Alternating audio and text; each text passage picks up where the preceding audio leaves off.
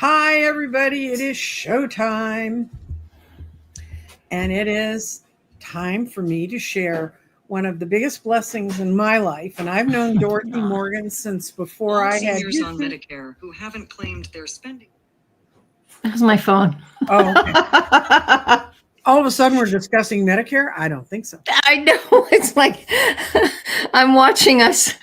Hello, everybody. I'm a Gemini. I'll interrupt Nancy Jean in a second. Yes. I'm watching. I have the phone so I can follow us on YouTube with questions. And I forgot to turn the volume down. My bad. It's okay. So anyway, what I was going to say is I've known Dorothy since 2017 when I first started building crystal grids, and I was reading at table. And because I built a crystal grid, and I asked, one of the things I put in my grid was that I wanted people to respond to me by giving me extra blessings, things that just sort of came out of the blue.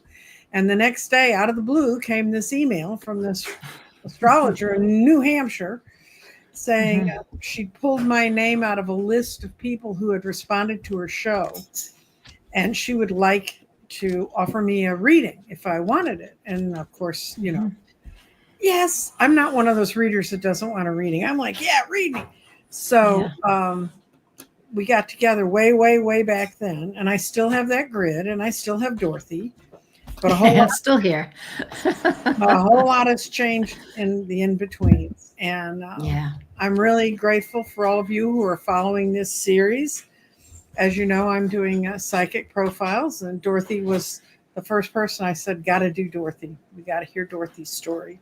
Thank you. So, and I want to thank all the new people who've joined my channel. I've had a dynamic, put it mildly, growth in my channel, and I've had a dynamic growth in people responding and corresponding with me, and that's very lovely and helpful. And I'm hoping you will figure out how to get to this. Is going to become a podcast series, so you can see all the readers. And I'm not going to tell you who all of them are because some are a big surprise. Some will probably even be a surprise to me. So that's good. And Dorothy, do you have anything else you want to add to today? I don't know. We're gonna talk about a lot of different things today.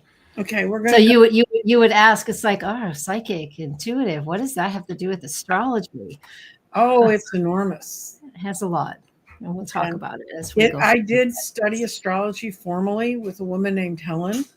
She's one of the people I list as a mentor, and I don't take classes lightly because I don't like to sit still. I wasn't good when I was a kid either, and but I really, they're just, if you begin to understand a few concepts, then you can follow it, and it really can be a very enriching experience. Yeah. But we're going to go through how Dorothy came to be Dorothy. Yeah. And we're going to ask the same 20 questions. And if you guys hear some sort of mechanically noise behind me, the man who fixed my dryer, when they can come fix your dryer, you grab them. So he's in the room next to me fixing my dryer. So, okay. These are the same 20 questions I've asked every reader and every psychic and every person who I think belongs in the show. So, Dorothy, when did you first realize you had some kind of sensory abilities? When I think back, I know it was in childhood, but in childhood, I didn't realize it. You know, I was very much in alignment, whether it's psychic, intuitive. Personally, for me, just because of who I am in my chart, nature is where I feel like totally in sync. And to me, when a person is either psychic and intuitive, they're a little bit different, in my opinion. You just need to be in alignment with whatever the energy is going on. And so to me, as a child, I was just very much in alignment. If I was outside in nature without other people bothering me, I was very much in alignment with that. But I wasn't aware of it. I wasn't aware of the psychic and intuitive things. But it started waking up in me outside of just religion And that the group, or whenever you're in a group, energy builds, and you always feel these fabulous feelings. But for me, I started waking up when I was out in New Mexico in the 1980s, and just sitting on a pile of rocks in the middle of the desert it's called Three Rivers. And then all of a sudden I felt like I was in a different space. I've done this time travel a lot since then, but I could, all of a sudden there were petroglyphs in front of me, and I could just see the animals running across the desert in front of me. That was the awakening. It was in New Mexico, and it was in the 1980s. So I was in my 20s. And then a few things like that, different experiences like that started happening. And as soon as I came back to New Hampshire in 1989, where I live, where I'm from, and I met the astrologer I started studying with, then a few other different events like that happened. But I didn't know what to name them because it made me nervous. It scared me. And I didn't have anybody to talk to, but I started dabbling, but I didn't believe it. But I dabbled, and I started studying astrology. And that's where it just, like a snowball effect. But it wasn't quick. It took years. Oh, yeah. And it took years. And it took until around 2011, which that wasn't that long ago, where I started doing readings and sessions at a store in Massachusetts, Circles of Wisdom. And there was a class on 2 hours before I was there scheduled, and I started going to that class, and was a mentor, if you will. And things started to really open up, and I started to use my intuition and trust that I have intuition, and it's not just the analytical piece of astrology as well. So I know it's a long story for one question, but it's a little bit different, that I'm not coming at you today as a psychic medium, which I can do, but I don't choose to. But it all just started opening up like that throughout the years. Yeah. So a lot of different years. Did you have a single aha moment, or did things, you just described it, things sort of gradually built out of over time, but is there like a first experience that when you look back, you go, I remember that? The one I just described. Okay. No, that was pretty amazing. But there was another one that was really similar. It's just, it tapped into a past life in the Mayan. That was dramatic and traumatic. And I was sitting on my couch, and next thing I knew, I was at Tikal, being drug up the stairs, sacrifice, wake up on my couch in my home. And I was like, oh, that was the one that, like, what in the world? And then I started seeking out psychics to tell me, even though I was studying astrology, but I started seeking out psychics. It's like, what was that experience? I actually felt being carried up the stairs at that pyramid, because I saw it on TV.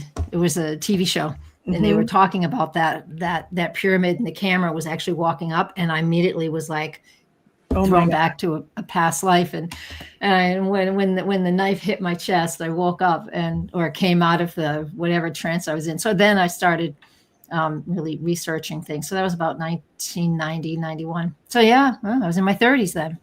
It's amazing. That was a big aha moment, because it freaked me out. Yeah. How do people around you react to your awakening and your experiences? I didn't tell anybody. I mean, I told my daughter because she was a little kid, but yeah. And little kids, people said, "Oh, your mom said that." Sure, I'm sure she said. She said, yeah. And then the psychic fair that we went to, she picked up this piece of obsidian, which I still have. It's right over there. It's the shape of a pencil, and she goes, "Here, Mom, this is yours." Yeah. Yeah, my kids were like that. Sean used to come with me to psychic fairs. Casey didn't particularly like them, but he liked them. And Sean has stars all over his palms, if you know anything about palmistry. And I can't get anybody who knows a good palmist person who can talk about that on YouTube. It's tough. It's a tough subject, but not that it's a tough subject, but what do you show? Here, look at that. Right, exactly. But he has stars all over his palms, and that really kind of always shocked them. They'd say, "Do you know?" And I know. Yeah. Okay. Your journey of development, did you seek training or do you I just did. explore things on your own? Yeah, I did. It was easier back then in the 90s because the internet wasn't much. It was very low. We had dot matrix computers, where you could print out charts. But I met an astrologer, and she was working at my parents' flower shop that I came back to take over. And at first, she was like talking about it, and I just thought, oh, this is a bunch of hooey, and because I was super religious. And then it's like, well, tell me, because I'm curious, Gemini. So she started telling me. But I was having a big transit that wakes up astrology. If you're going to be an astrologer, there's a few different transits that could wake you up if you're not already wake up to that. And so, yeah, I had her as a teacher. And she's still friends today. Talked to her yesterday. Kim Rogers Gallagher, Dusty Bunker, those two, still in touch with them, and I've known them since the early 90s when I started studying. Yeah. Good. And are there specific tools that have become part of your became part of your practice early on? Obviously, you use charts. Yeah. And Software. Yeah. I use pendulums now too, because there are times when people don't know what their birth time is. And I can't pendulum endows for myself for some reason, but I mean, I've got this perfect one, and if they don't know what time they're born, I just have a grid that I created with AM, PM, and then the hours, and then blah, blah, blah. And so I actually loved using the pendulum for certain things. Yeah. Yeah, very good. Pendulums can be used in interesting ways. I just created for myself, and I did send Subtil some money, but I created it off the French website that has all of the pendulum charts, the dowsing charts. Yes, lovely. There are that many there. That's a lot, yeah. Because I have found sometimes when I'm doing readings with people, I can pull a pendulum out, and for some reason, they can relate to that a little easier, or it'll help clarify something I can't get from the cards myself. So yeah, I'm a big believer in pendulums. I love it. What's the best advice one of your mentors or your guides gave you? I don't know. What's the best advice? Something that just sticks out that you think. Something I'm going to tell people who are studying astrology that sticks out. I don't know if anybody ever said this to me. It's just like, stick to real simple at first. Because again, as an astrologer, it's like, I work with a lot of people. I just finished a client a few minutes ago, and, people sometimes, she knew just a little bit about a chart, but not her as an example. Other people come in and they know lots of tidbits because of the internet. I started studying when there wasn't the internet, where any question I want to ask about astrology, you had to see a teacher or you had to read a book and find it in a book, and you learn more that way. And today's advice, I know you asked about for me, but I don't know. But I would say for today's advice, especially with astrology, is like, you can dabble all you want, but if you really want to learn, you have to start and hone in on just some very simple things to begin with. You have to learn that foundational piece. You have to, or you're just going to be confused. And that's where most people are. They're very confused when it comes to astrology. So that would be my advice to you, even though that's not exactly what you asked for. No, that's a great piece of advice, because,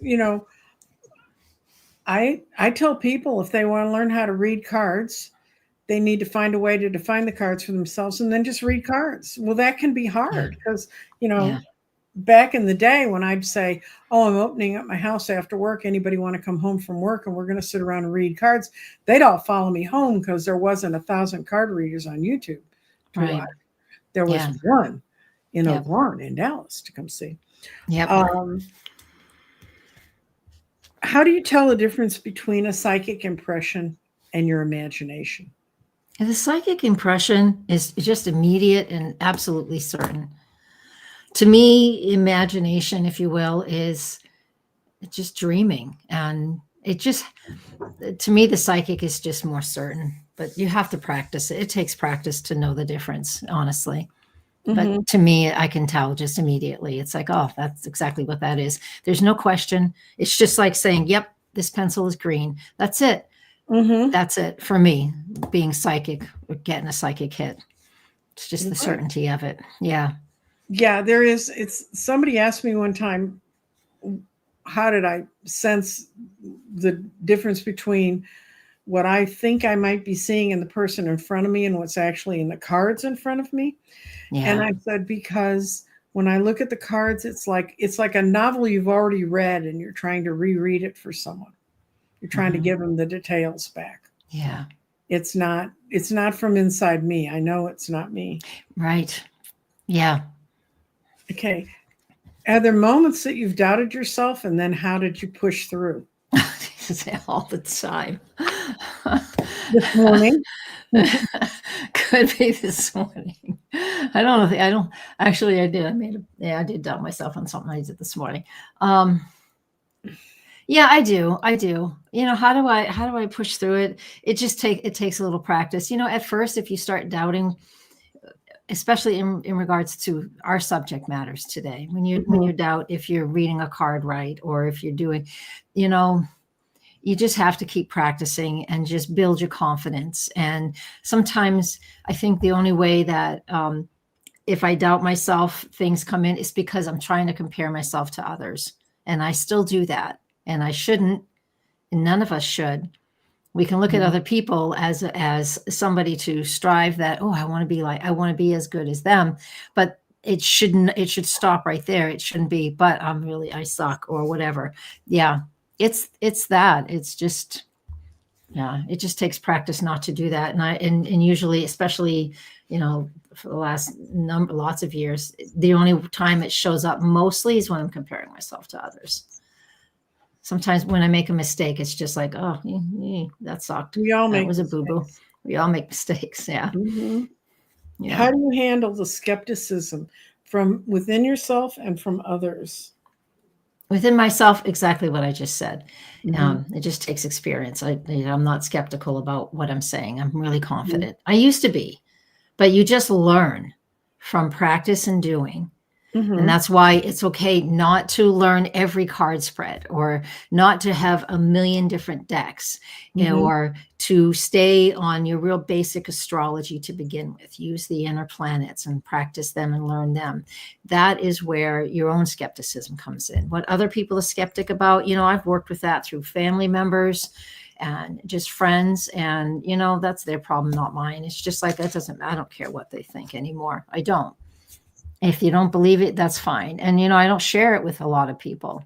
I just don't, because people just are judgy. And I just really don't want to deal with other people's judgments about something they know nothing about that's Mhm. thousands of years old, just like tarot. Mhm. I Yeah. just dismiss them. After a while, as our ages, as we age, we just say F people. And as far as, the skeptics and the Mhm. judgy people, it's just F them. Well, I I'm found plain. I've said this over and over again. When I used to sit at the table, when I started reading all the time, Mhm. I'd sit down and get all my candles set up, my crystals, and I'd have my whole little layout in front of me. And there always went through my mind, what if it doesn't work today? Yeah. You know, and Yeah. and then finally I realized what I traced the voice. I listened to whose voice was telling me that. Yeah. And I realized it was someone who had a vested interest in teaching me insecurity. Mhm. So I said, I don't want to hear from you. And as soon as I dismissed that voice, then I never had that problem again. It's just, I Good. knew that in Yeah. order to be there, I had to be able to do it today. And that's kind of where we are. Yeah. Yeah. Um, I'm on board with that. have your abilities gone through strong and weak phases? And what could you relate to that? Strong and weak. Yeah, I think it comes back to that confidence and, being skeptical of yourself or confident in what you do. So Mhm. it builds and builds. I mean, you do get to a point, just like you. I mean, I've been doing this for over 30 years now. So I'm at a point where, I don't feel that weakness anymore. I feel times when I don't feel like doing it, but I don't feel like that weakness anymore. No, Yeah. I chose to do it. So Yeah. I'm here. Yeah. Yeah. And for the people who are listening who are just dabbling or even not, I've been doing this for 30 years. Nancy Jane, you're like way up there too. And so it's just second nature. I can't see myself doing anything else. And I No. haven't for over 15 years now. It's been my full-time profession. And that has its ups and downs because the economy is just part of it. But the point is like, yeah, you work your way out of that and you become less skeptical of yourself and less insecure of yourself. Like when I see certain transits and things, it's like I'm pretty confident that this is what you're going through and this is how you're going to feel this, right? Whatever this is. And they're like, nah, no, nope, nope, nope. And a half hour later, when we're talking about something else and they talk about that subject that I just said, and it's like, that's what I said a half hour ago. And they're like, oh, so so you don't have to feel as you practice and get confident in what you do. That goes away. It goes away. And yeah, the most telling is when you're looking at someone and you finally have to say, no, that's a lie. I mean, you say it maybe not that bluntly. Although I did a reading a little bit ago where I had to say to someone, no, you're just lying to yourself again. And I suggested they go see a shrink that I like that's on that's on the YouTube. And I said, listen to when they talk about the language we use with ourselves. That's this person's problem. It's the language they use with themselves. And they weren't listening to me, but that's okay. And then how do you protect your own energy? I don't pay attention to that. Okay. I should. There are times when I feel like this stinks. Something's happening. What's going on? And you know how I don't think about it when it comes to readings. I honestly don't. I think I have a long-term agreement with my guides that if I need protection, it's going to be present when I need it because I'm not scatterbrained, but sometimes I don't think of those things. I don't have a pattern. I don't have a routine before I do clients, before I work with clients or teach a class or I do tons of videos. You know, it's just like, am I in alignment with this spirit? Is this what I should be saying? You know, I just get in alignment. But as far as protection goes, I don't do that. I don't do that. But I should. I have to admit, I probably should be more aware of that because sometimes, you know, I get some negative stuff come at me from just the written stuff. And I don't know what's coming at me that isn't written out. But point is, yeah, I should. Well, My bad. I think the reason I asked that question is because I think everybody should, but you're the second of 3 people I've approached who didn't have the thing they did regularly. One says she doesn't even know how to do it. She just lives. So that makes sense too. Yeah. Okay. Do you think psychic abilities are innate or can anyone develop them? Yes, both. It is innate and you have to develop it. Okay. That clarifies a yes, because I was about to go, yes. It is innate and you have to develop it. But speaking from the astrologer point of view, some people's charts, which means their signature, their pattern, they're more analytical than emotional. And if you're more of an analytical person, you might not allow that flow to come through. Okay. So it will be more difficult to open the door. Once you open the door, you figure out how to do it. So I think everybody can do this, but some people will feel that they can't just because of whatever upbringing or their chart sometimes can be so fixed that they just don't allow the flow. And you can see it in the chart. You can see with people that are super analytical. So you talk to them like, yeah. So, and what work, how has your work changed your worldview and belief over the years? That's not tricky at all. You know, I would be much more popular if I was to do political astrology or anything political, but I don't. I know what I believe, and I'm in the same camp as you are. But For a long time, I didn't pay any attention to any of the global, worldwide, blah blah, national stuff. But I do now because I want to see. I want to see what's to come, and it has changed it now that I've learned about it. Now that I've Mhm. learned about the astrology that is for it. I mean, I've done it years ago, but at first it's just personal, and that is my main focus these days. Is still just personal astrology for how to help everybody through everyday life. But how has my work changed my worldview? It's just given me a bigger view, and just know that actually we're all just part of this big old simulation that's happening. Well, I can tell y'all when I cratered, the first text I sent out on Sunday morning when they gave me my phone back, uh, was to Dorothy, and all I said was, "Where was I? What was going on in Dallas, Texas at 7 o'clock Mhm. last night?" Yeah. And Dorothy wrote me a loving and compassionate um, explanation Response. of, "I don't Yeah. know how you're still sitting here typing." That's basically what she didn't say. Yeah, you had a choice. You had a choice when if you were checking out or not. And then you told me what happened. And I'm like, yeah, there you go. I did see that. My guides can help me on that too, because I could see the Mhm, astrology, but this is where my intuition comes in. I could see the astrology, and that's my tool.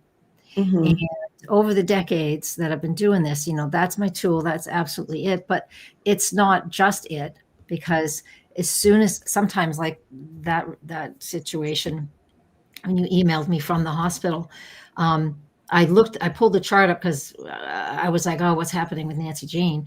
And I pulled it up, and in my intuition, everything just flooded in. It's like, oh, she's checking in or checking out. We'll have to go see. And mhm. and I mean, that's what I hear. I hear voices like that. I know, weirdo. Uh, I hear voices like that. It's like, go check Mhm, this. This is what they're doing. This is where the mhm, soul's, and so that's where it's my astrology is melded in with the intuition and whatever. But yeah, yeah. and that's why it's kind of good to have someone who's done your chart before you get to that point, may I say, Yeah. or get a firm grasp of your own chart. Yeah. Okay, Yeah, and I, and I do teach just so people know if they want to just play with their chart and learn their chart. I have that on my website. But anyways, back to you. well, no, I'm gonna pitch for Dorothy's website right now. Okay. The best way to learn astrology is to learn your own chart. Yeah.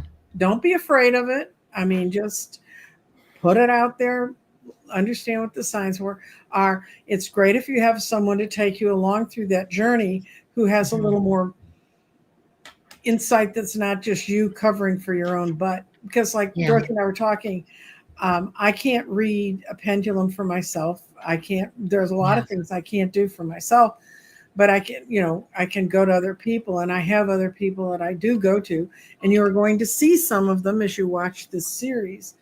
They're people I trust that I know I Mhm. can go to for advice. Yeah. And but for those of you who say, well, I think I can do this or I think I can do that, the best way to figure it out is to go ahead and try.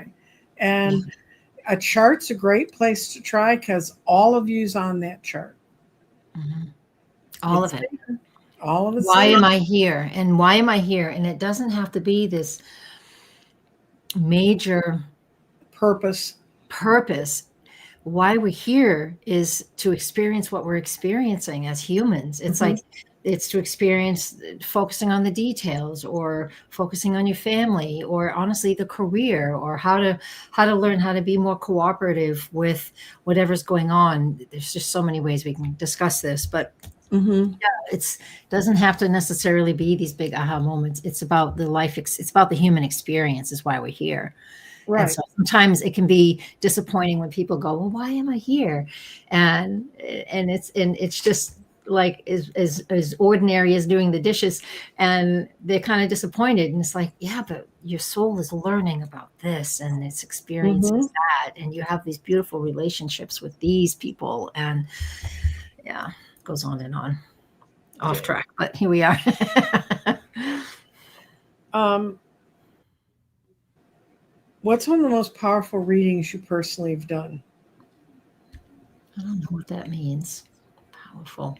Was one that you did, and you were walking in thinking it's not going to be as important as it is, but you got in there and realized I have to get this across, or I have to do my best with this. All right, here's a story.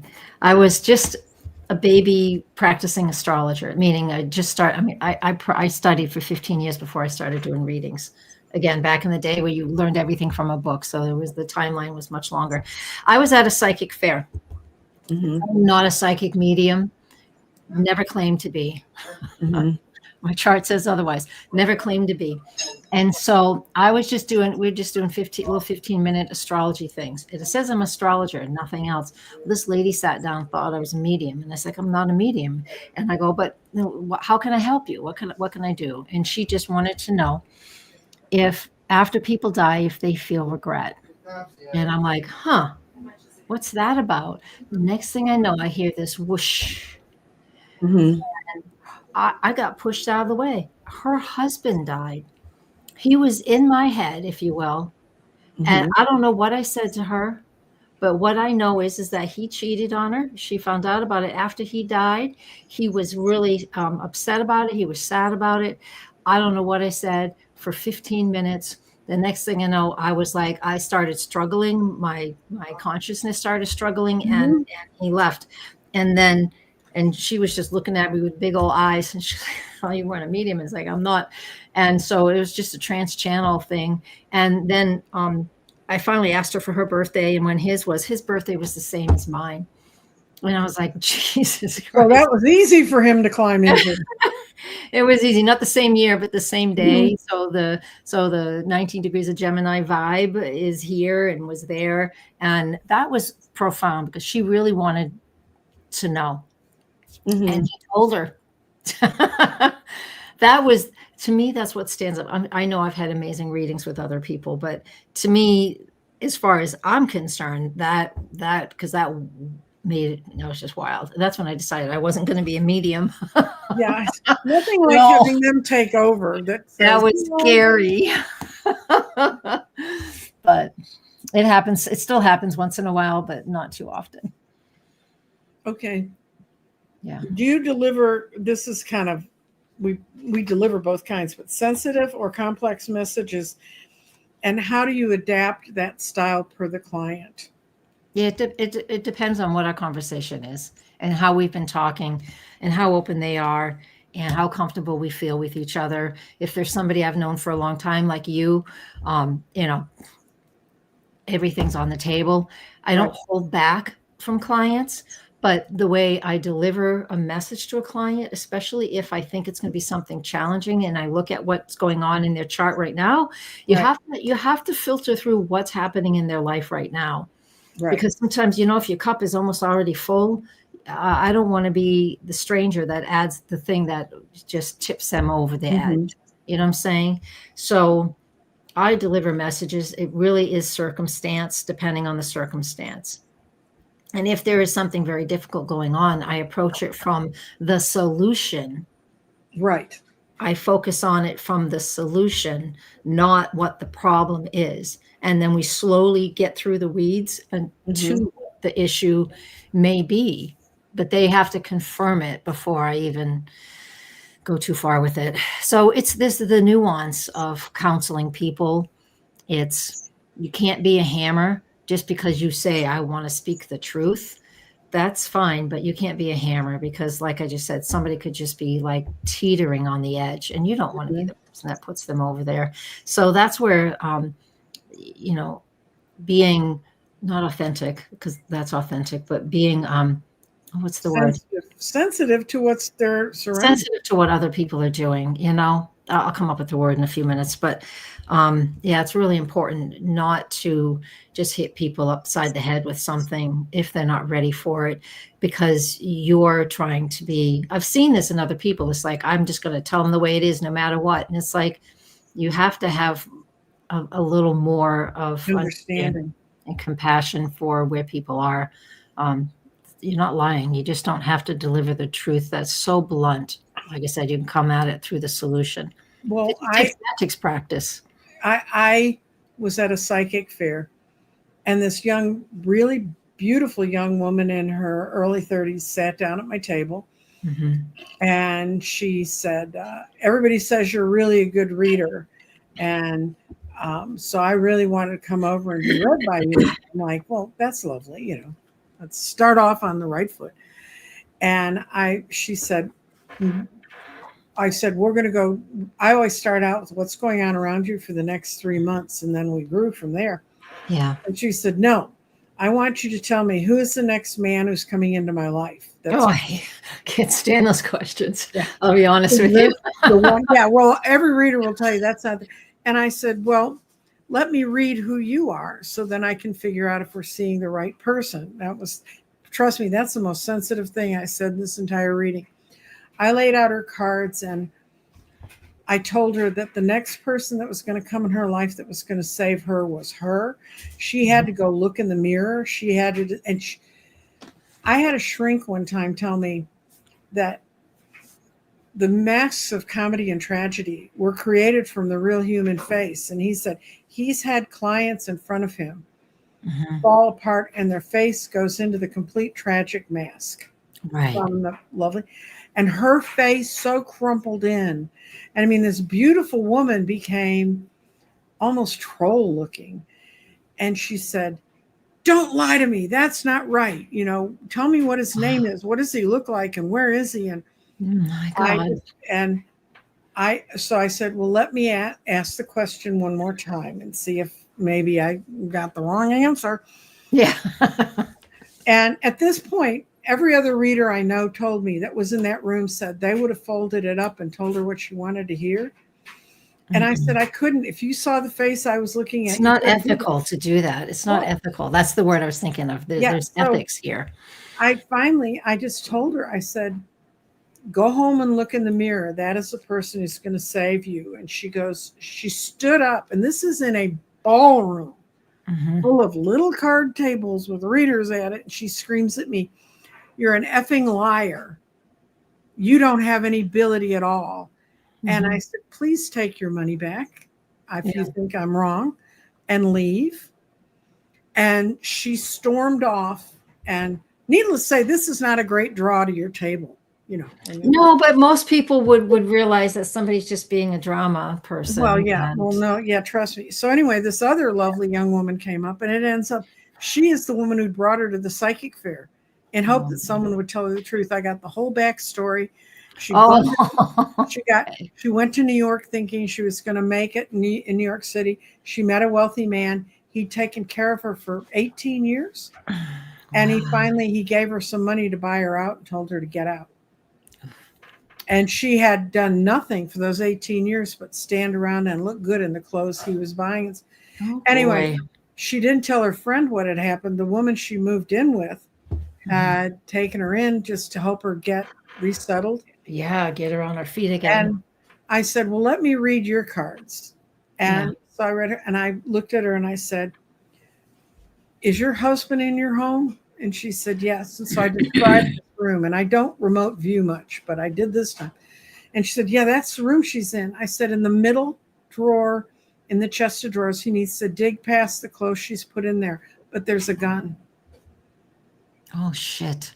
And I said, sorry. That's okay. It was Dorothy said it, not me. Don't hit my channel, YouTube. So then she said, and then I told her where the pills were. So by the time and I said, your husband will know what to do. And she said, and so she got up from the table and left. And I said, please get in touch with me and tell me what happens. It ends up her husband found the gun. He found the pills.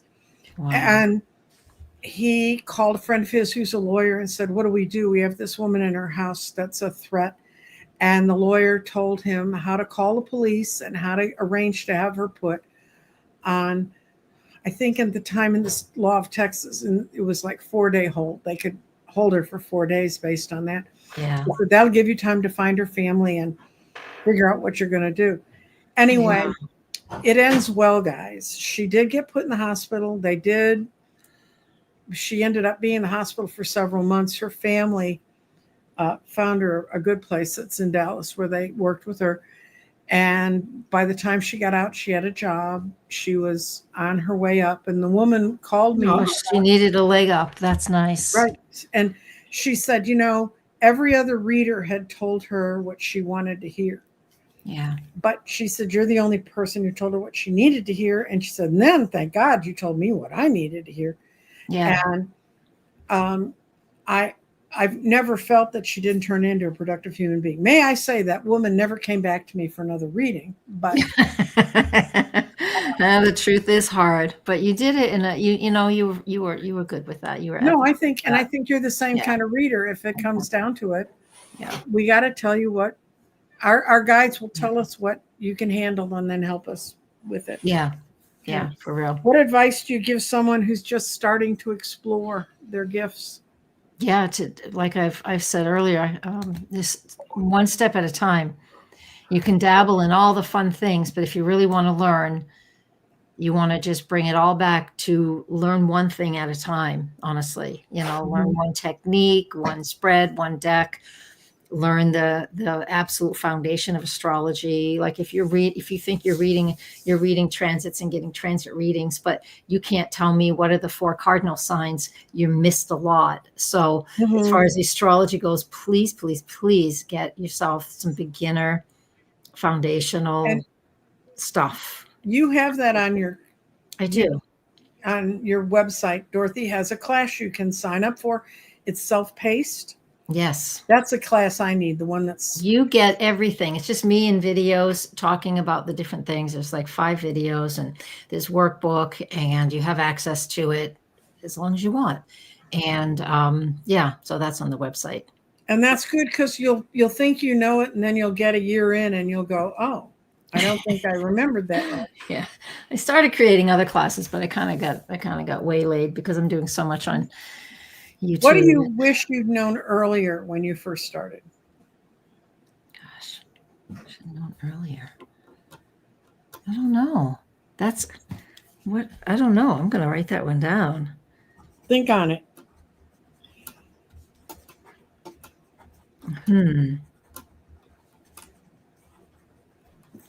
I really don't know. What would I have known earlier? I guess in what subject? I'm being picky here. As far as life, about reading charts or being just me. What have I known? Oh, in life? It can be anything. I mean, because it all at the end, guys, trust me, all of it's gonna ball up into a thing. So yeah. I don't know. In life, it's like, I guess if I look back to my younger person, to who I am now, it's just, it comes back to the day-to-day stuff, like really appreciate what, invest early, invest early, even $200 a month, especially if you're in your 30s, just put it away. Pretend it's not there. That to me is going to be the number one thing, because you can financially feel by the time you're in your 60s, you'll have $1 million something. But, and I never did that, I just, I wasn't good at that either. I wish I even got wish handed, I even got handed a chunk of change. Went right through it. Okay, like we talked about habits or exercise you recommend. I know you have a lovely kayak that lets you go out into nature. Are there things people need to find like that? They do. They need to find their place of solitude. I love the kayak because I have the South Node in Pisces and a water sign, and my North Node is Virgo. That's an Earth sign, and I'm a Taurus rising, Gemini, Cat Moon. That's all me. I love being outside. I love that. Even when there's a lot of mosquitoes. If there's a lot of mosquitoes, that's when I'm on the kayak on the water because they don't harass you there. And when it's cool enough, I'm in New England, so it gets cold soon. The bugs die out and I'm back in the woods. So outside in the woods, I don't have headsets. I don't listen to anything. I listen to nature. To me, that grounding piece is it. Other people might have their own unique way of doing these things. Some people it's being creative. And a lot of people, it's being creative. It's like, what's creative to you? Anyways, it could be writing, it could be reading, it could be drawing and painting, whatever it is, that's the thing. For me, nature, whether it's water or land, I don't care. Okay, now here's a tricky question. How can someone find a trustworthy psychic community or mentor?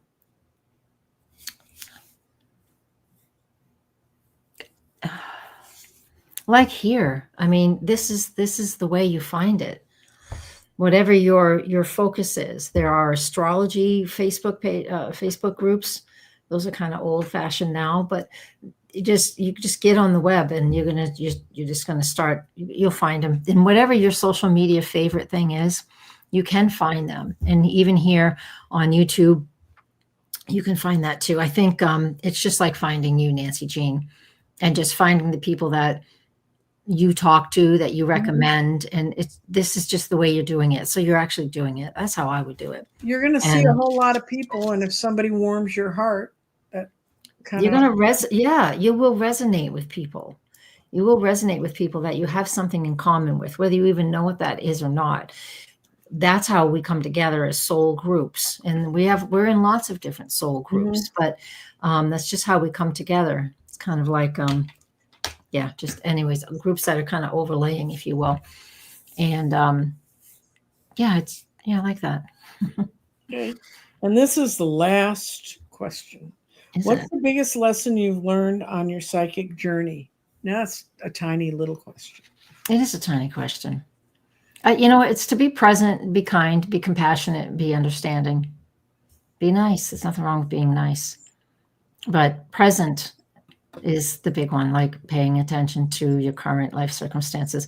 Doesn't mean you can't think of the future and set goals, but nothing happens outside of right now, ever. And so to me, on my journey, that's what I've learned. It doesn't matter what my past lives were, even though I know they influence now. It doesn't matter what my future is going to be, even though I'm planning for that. Nothing ever happens except for right now. And so that's what I've learned so far in my journey. It's just always about this current moment in time. Eckhart Tolle talked about that for a long time. I studied him years ago, and the power of now. And he's not wrong. He's a good mentor. If you want to, because you can kind of dive into any of Eckhart Tolle's any of his lectures, and you're going to get something out of it. There's always a little gem. He managed to take a gem and put it in there every single time. He does. And if you're listening to him, especially on YouTube, if you don't know, if you're watching a video on YouTube, you find the little cog wheel and you can click on that and you can make them talk up to 2 times faster. And he's so a little slow. He drones. He's boring, but he's not boring. He's boring because he talks too slow. I'm a Gemini. I talk too fast. And I always put him on ×2. But his book, The Power of Now, was the first one I read of his, and it's fantastic. And I would recommend it with anybody. And you can get that on audiobooks for those of you who haven't read a book in so long, you're not sure your eyes still really work. Yeah, but paper's good because nothing changes when it comes to the printed press. That's true. Not easily changed, put it that way. Okay, that's kind of my wrap up of questions. All right. And there's a couple terms I'd like to have you explain to people, because I think I know the definitions, but it's your world. So I'm going to, okay. What is mundane astrology? I know it doesn't mean what I think mundane means the regular, the usual. Mundane is when we look at governments and countries and their charts. Yeah, it's like it's the opposite of what I think of as mundane. I know. Who named this? Right? Who named it? The people who wanted to lure people in. Oh, a thing on mundane astrology. I think I'll watch that. I know. Yeah, it is. That's what it is. Mundane astrology is when you look at the worldview or world charts, things like that. Yeah, we're leaders. I think knowing your own chart and seeing where things are, because the world could be going to hell in a handbasket, and it's doing a wonderful imitation of that right now. It is. It is. But if your chart may not. I mean, all these planets may. I mean, when all the big guys get together, there's not a lot you can do about it. Yeah. I remember watching the lineup before COVID. I remember watching. Yeah, boy, that was tough one. Saturn, Jupiter, all of Pluto, all at what was it, 0? Pluto wasn't, but It Saturn, was at Jupiter, 10 zero degrees at Aquarius. Capricorn. Yeah, the Capricorn, and then the zero Aquarius. That was really tough stuff. But yeah. So recently, well, this comes up regularly. You and I were talking about this before we started recording. I do a lot of YouTube shorts, and the YouTube shorts are just, 60 to 120 seconds. They're not that long. They're just for little tidbits I throw out there. It's just what you have to do for marketing these days, and it's just on all the social medias.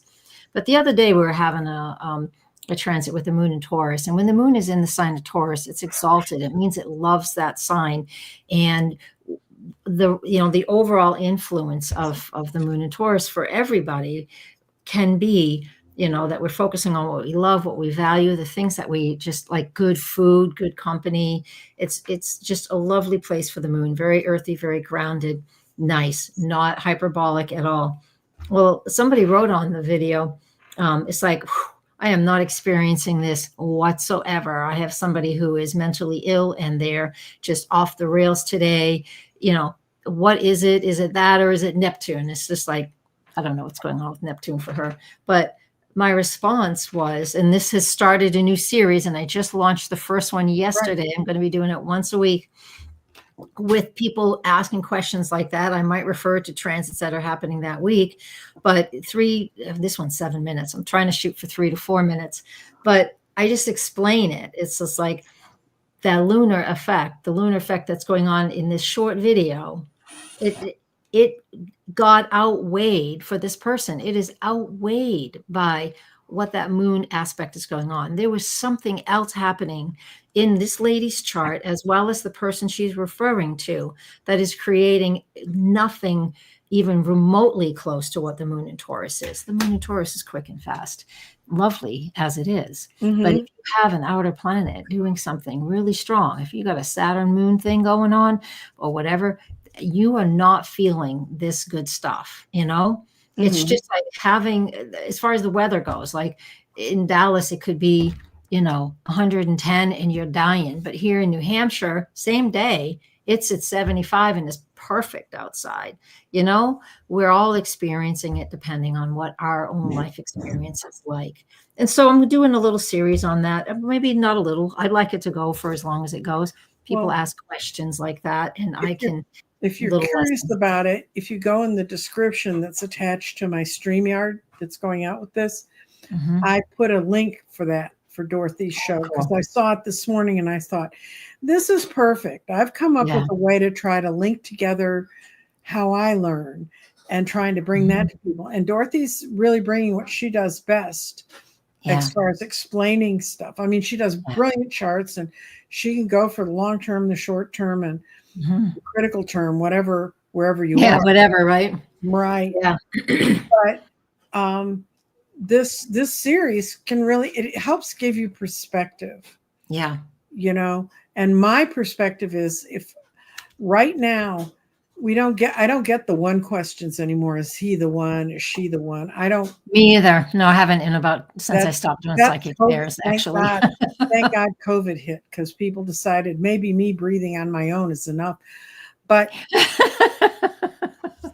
so good. But what it has turned into is, what is my purpose? Do I have an attachment? A bunch of these sorts of things that really require a lot of time. I can't certainly answer it in chat, following these what goes on. Some things you can pull up in chat. And sometimes I think should I answer that question? I had a woman whose daughter was going to have was having signs of a brain tumor again. Oh, my. And I was like, oh God, so I laid the cards, and what I saw in the cards, I said, I'm going to read you these cards, and they could be BS and just to make you feel better. But she was going to get a phone call soon, and the doctors were going to tell her that was completely different way of resolving it. Well, it ends up her daughter lives near where they're doing experiments with using your own cells to kill the cells. And she has a brain tumor of a kind that's extremely responsive. And she told me that they put her her daughter in that study. So fabulous. And there's like almost 100% if they get the chemistry right. It's a marvelous way of stopping. Nice. I love that. That's fabulous. Yeah. But I mean, there's questions, you can answer, questions you can't. I guess I was just needed to be there that day to help her Yeah. ease her mind. Yeah.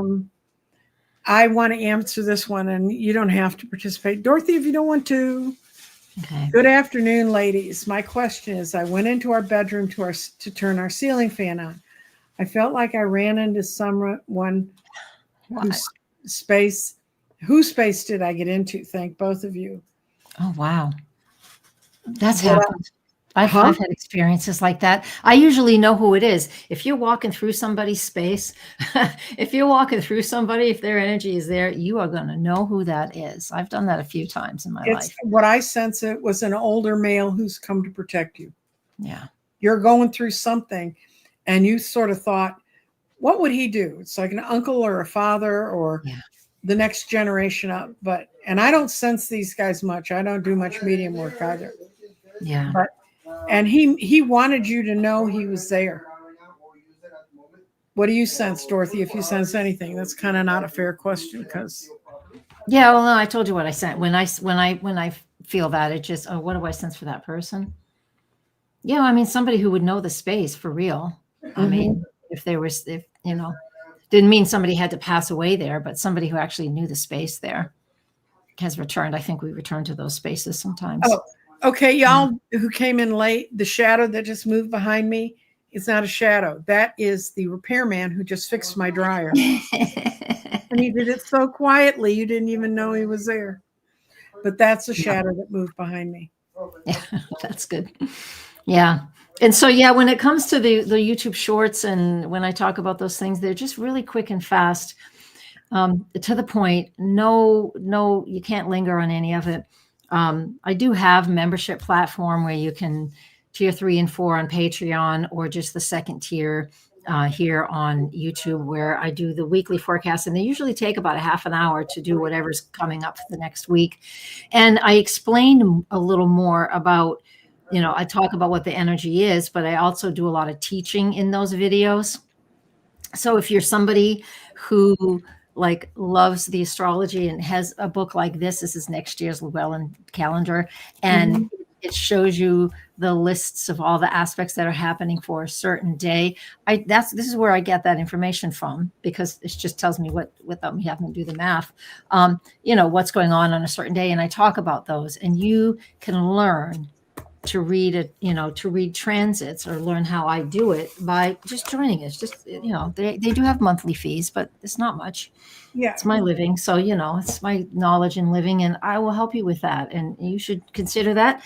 And it's fabulous. It's a great way to learn astrology by just reading the day-to-day stuff, but not comparing it to your own chart. That's another whole story.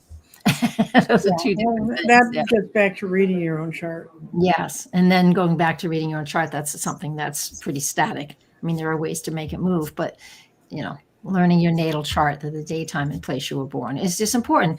It helps you to understand how you filter, how you process, how you see things, because everybody's different. And, one of the best ways to explain it is, if you are just getting in a relationship with somebody, I don't read other people's charts without their permission, but if somebody's really serious in having a relationship with somebody and they know their birth chart, I will look at it and I will say, what I will tell them is, this person, the way this person communicates and receives information is this way, because I'm looking at their Mercury and what sign it's in and what aspects come to it. And so if you want to have good communication with this person based off of your communication planet and theirs, this is how you want to do it. That's synastry. That's what synastry is. Yeah. Can you talk about synastry astrology? That's exactly what I'm just saying. Okay. So Christy, she answered before I even got the question. I did. It's like the synastry means my chart, your chart, or whoever. And again, if a person is wondering about those types of things, it's like I have to get permission from both people to do that. And when I don't have that, I can at the least, what I can do without being unethical for the person who isn't present in the session is like what I just said. And I spoke about relationships, because about communication, because that is absolutely key in relationships, is communication. And so I like to look at that when I'm looking at the synastry between two people. Yeah. And so, yeah, how do you communicate? How do they communicate? Are your Mercury's, those planets in those signs, are they in the same element or the same modality? How well do they get along? So Mhm. important. And then, of course, it goes deeper and deeper and deeper. Right, right. But it's the one I get that I have to explain to people is grandmas who want to know if they're going to have a grandchild soon. Oh, I know. And I could see that. It's ninth house transits. Yeah, but Fifth the thing house, is, five if houses from the fifth is I, grandchildren. I always tell them, have your daughter or daughter-in-law or son-in-law come and ask me, because Yeah, I that's can see that sometimes. For some reason, that doesn't feel unethical to me, because I really, ethics is just so important. But because I can just see it, and it's like, oh, you got a kid that's having a baby. You can just, sometimes it just pops out of my mouth. I know. Sometimes things Well, just come out of my mouth, which I'm not even thinking about it, and the whole sentence will just come out, and I'm like, all right, something happened there. Yeah, anyway, well, thank you all for being we're here, at and it thank you tonight. for. And the next profile will be on Thursday, and I know it's kind of weird. It'll be at 1 o'clock, and I'm going to be talking to Robert Akashic Bob, the one who does Akashic Nice. records, and he's got Oh, really interesting messages. His whole trail of how he became an expert in that is a trip to hear about. So come join me then, 1 o'clock. You'll get a notice if you're subscribed. If you haven't subscribed yet, please do. I'm yeah. one away from having 800 subscribed this week. So please.